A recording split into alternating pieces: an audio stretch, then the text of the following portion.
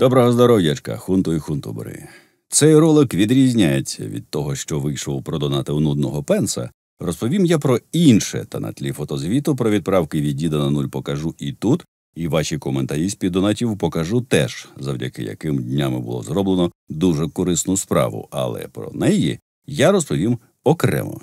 Отже, банка для діда на даний момент спорожніла, але я вірю, що це недовго. Ваші донати творять чудеса, і кожен коментар вселяє віру у всіх нас. Низький уклін кожному донатору, і від мене особисто, і від діда, і від бійців. І не тільки від бійців. Перейдіть за посиланням «Донат на перемогу», там все елементарно, та перекази проходять з будь-якої валюти, будь-якої картки, будь-якого банку, будь-якої країни світу. А я поки про іншу користь. Після нашої перемоги треба пам'ятник російській корупції замутити. Я б радив ставити десь на кордоні. Велика стела, на ній чмоня верхи на пачці баксів. Пачка розписана, всюди видно маленькі накарябані слова «Армата», «Бойові роботи», «Можемо повторити», на голові ворка німб із радянських бінтів. Ставити пам'ятник треба зовсім на кордоні, лицем до Росії. Можна десь переткнути напис «Шо, пацани, за 3 дні?»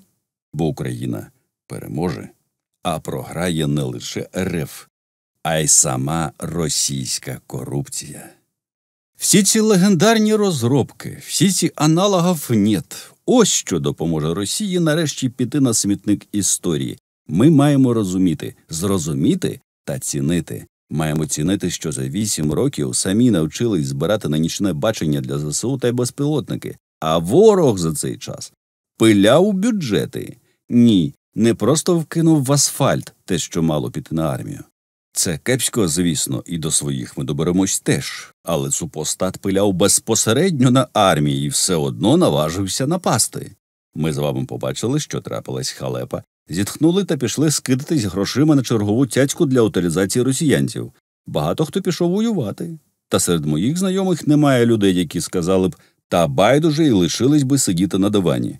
Пашуть всі. Крутиться кожен. Тобто, Україна створила проблему і пішла її вирішувати, як завжди в авральному режимі, та усе ж. Але Росія вчинила інакше.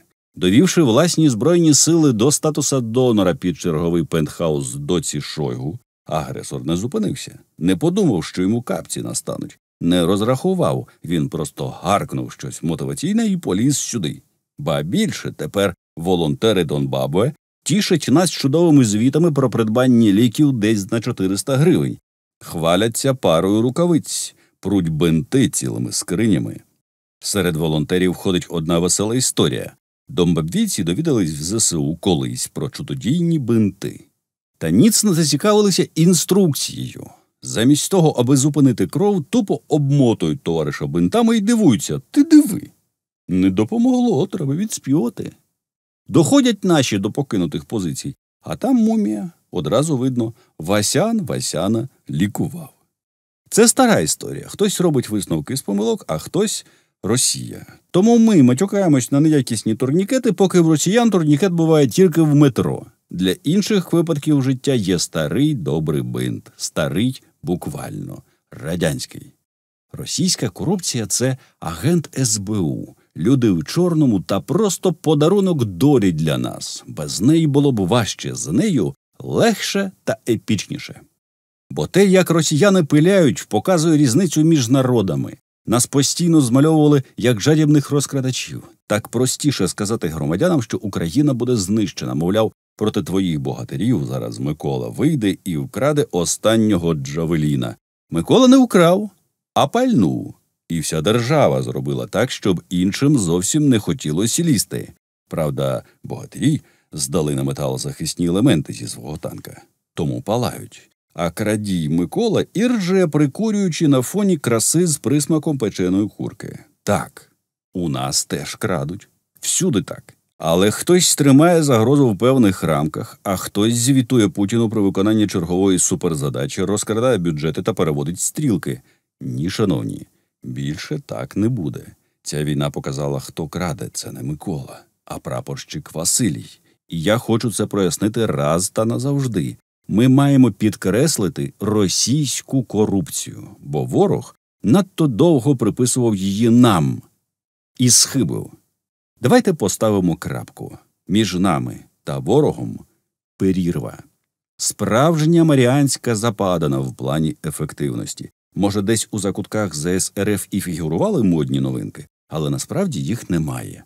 Ми ж можемо бути впевнені, що в бюджетах ЗСУ не знайшлось місця багатьом кльовим штукам, зате на практиці вони є, і кожна допомагає наблизити перемогу.